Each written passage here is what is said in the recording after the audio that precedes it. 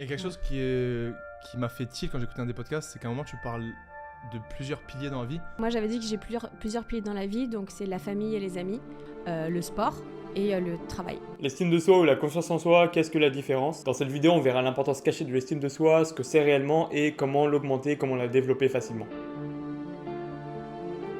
L'estime de soi, c'est le regard qu'on porte sur soi-même et l'appréciation qu'on fait de sa valeur ou de sa propre importance. En gros, l'estime de soi, c'est si on se juge quelqu'un de bien, quelqu'un de valeur ou pas du tout. L'estime de soi, c'est la combinaison entre l'amour de soi, la vision de soi et la confiance en soi. L'amour de soi, c'est toute la composante affective de l'estime de soi, donc c'est est-ce qu'on s'aime, est-ce qu'on se sent aimé par les autres, est-ce qu'on est à la hauteur. La vision de soi, c'est la vision qu'on se porte indépendamment de la réalité. Ça signifie qu'on peut avoir une image négative de soi sans pour autant que ce soit avéré derrière. C'est très lié aux fameuses croyances limitantes dont on entend parler dans la sphère du dev perso. Et la confiance en soi, c'est la mise en action de l'estime de soi. Donc en gros, c'est une conséquence de l'amour de soi, mais j'aimerais faire un petit distinguo concernant la confiance en soi. La confiance en soi, c'est quelque chose de très commun, mais à la fois très abstrait. Par exemple, là, si je te demande, c'est quoi avoir confiance en soi, tu vas peut-être prendre un peu de temps pour réfléchir et pour trouver ce que c'est. Lorsqu'on stresse, lorsqu'on échoue, tu vas dire que c'est un manque de confiance en soi, mais quand on manque de concentration ou un manque de motivation, on va aussi dire que c'est un manque de confiance en soi, parce que la confiance en soi, c'est un peu le remède fourre-tout, c'est un peu le couvercle qui cache tout ce qu'il y a derrière. Il faut donc faire la différence ici entre confiance en soi à long terme, qui est plus liée à l'estime de soi, et la confiance en soi à court terme, qui est plus liée à l'action, à un événement en particulier. Je ferai une vidéo plus détaillée sur le mythe de la confiance en soi, ce que c'est réellement, mais pas tout de suite. Et en vrai, si ça t'intéresse vraiment maintenant, tu peux me contacter parce que je suis aussi préparateur mental à côté. Donc on peut travailler ensemble sur ce sujet de la confiance en soi et d'autres sujets particuliers.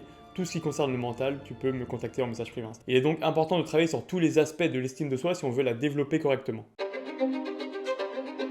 Sans estime de soi, on peut pas construire quelque chose de solide vu que c'est la base de tout avec la gestion de son énergie et la gestion de ses émotions. Comment tu vas accomplir de grandes choses si tu ne te sens pas capable de le faire? Comment tu veux que les gens te suivent si tu ne te suivrais pas toi-même? Et comment tu veux que les autres t'aiment si tu ne t'aimes pas toi-même? Je pourrais continuer sur beaucoup de points, mais tu as compris. Si tu veux accomplir de grandes choses, que ce soit au niveau sportif, que ce soit au niveau entrepreneurial ou si tu veux juste être heureux dans ta vie, il faut que tu développes et que tu aies une bonne estime de toi. Et en vrai, la sphère du dev perso, on n'en parle jamais, mais c'est vraiment le plus important, c'est ce qui a développé en premier avant de faire 100 pompes par jour, avant de prendre des douches froides ou avant d'écrire tous tes petits sentiments tous les jours. La liste là, elle va pas être dans l'ordre, c'est juste que je vais donner des conseils les uns après les autres. Donc pour avoir une bonne estime de soi, il faut avoir un but en permanence. Et là, je vais te prendre un exemple. Quand tu as un but le matin, tu vas plus facilement te lever que quand t'en as pas du tout. Quand tu vas à la Disney, t'es ravi de te lever, alors que quand t'as aucun but derrière, t'as un petit peu la flemme de te lever. L'idée ici, c'est d'avoir un but à moyen ou long terme, c'est le plus efficace et il faut pas forcément qu'il soit le plus précis possible. Il faut simplement qu'il te donne une direction à suivre et tu pourras ajuster en fonction de quand tu avanceras. Tu peux aller voir ma vidéo sur la motivation qui s'affiche juste ici. Bon, je mets les deux maintenant, comme ça au moins c'est sûr que c'est bon. Dans cette vidéo, j'ai vraiment parlé de comment se fixer des bons buts, etc. Donc tu peux aller la voir, juste après celle-là évidemment, pour vraiment te construire un but de qualité. Et donc avoir un but te permettra de t'identifier, de te forger autour de tout ça. Donc mon but est d'être en bonne santé, donc je m'identifie comme quelqu'un qui prend soin de sa santé. C'est dur à dire ça. Qui prend soin. En gros, je m'identifie comme quelqu'un qui prend soin de lui, qui respecte son corps, etc. Et si mon but c'est d'être un giga chef cuistot, je vais m'identifier comme cuisinier justement, comme quelqu'un sur qui on peut compter sur ces domaines-là par exemple. Se complimenter et être son premier supporter, c'est super important parce que comment tu veux que les gens te complimentent ou te suivent si tu ne le fais pas toi-même? Là, l'idée c'est pas de se dire bravo tout le temps, même quand on a fait de l'AD. Mais c'est plutôt se rendre compte que nos actions sont plutôt pas mal. Par exemple, j'ai couru un 10 km, même si je sais qu'il y en a c'est facile pour eux, je sais que pour beaucoup d'autres c'est quand même très difficile, donc je peux me féliciter d'avoir couru ce 10 km là. En vrai, je me félicite aussi d'avoir gagné à ce match contre mon frère parce que c'est un giga boss ce bâtard, et je sais que c'est compliqué de le battre, donc GG à moi.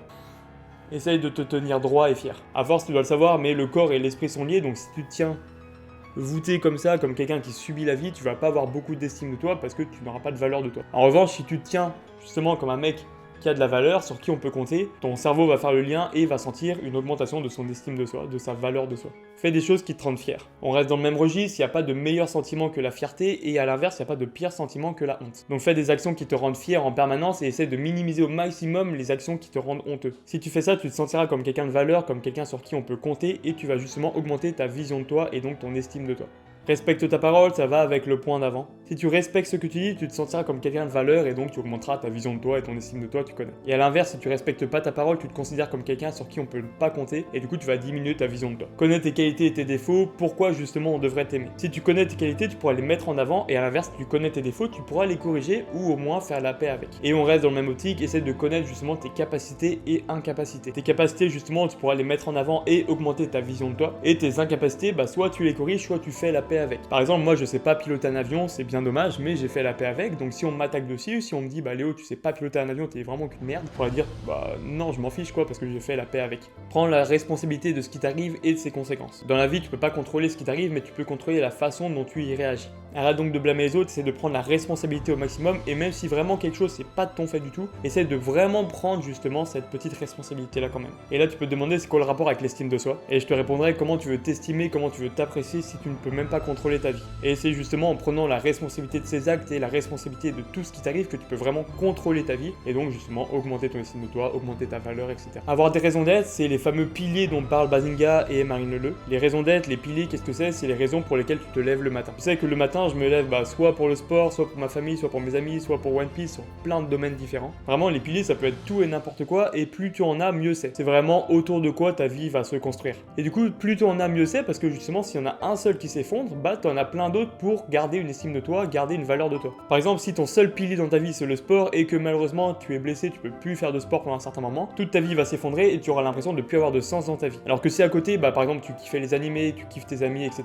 bah tu peux te reposer sur ces deux autres piliers pour rester quelqu'un d'intègre et garder une bonne estime de toi. Dernier point, faut avoir des valeurs et savoir dire non quand on sent qu'on va les trahir. Ça va avec la vision de soi dont je te parle depuis le début de la vidéo, tu dois avoir des valeurs et les respecter pour avoir une bonne valeur de toi, pour te sentir comme quelqu'un de valeureux, quelqu'un qu'on peut respecter. Essaye donc de trouver tes valeurs, ça peut être tout et n'importe quoi, comme la liberté sans faire chier, comme aider son prochain, et ne les trahis jamais, respecte-les dans toutes les circonstances possibles. Essaye de te concentrer sur ces 10 points-là et tu verras ton estime de toi va augmenter petit à petit. Évidemment, ça va pas augmenter du jour au lendemain, ça va être à force de travail, à force de répétition, vraiment ancrer ça en toi pour que justement ton estime de toi soit quelque chose de solide qui perdure dans le temps. Si la vidéo t'a plu ou même si elle t'a pas plu, tu peux m'écrire un commentaire pour me dire ce que t'en as pensé et tu peux même me dire bonjour dans les commentaires, ça me fait toujours plaisir, de toute façon je lis tout et je réponds à tout. Tu peux aussi mettre un pouce bleu, t'abonner et je te dis à la semaine prochaine pour une nouvelle vidéo.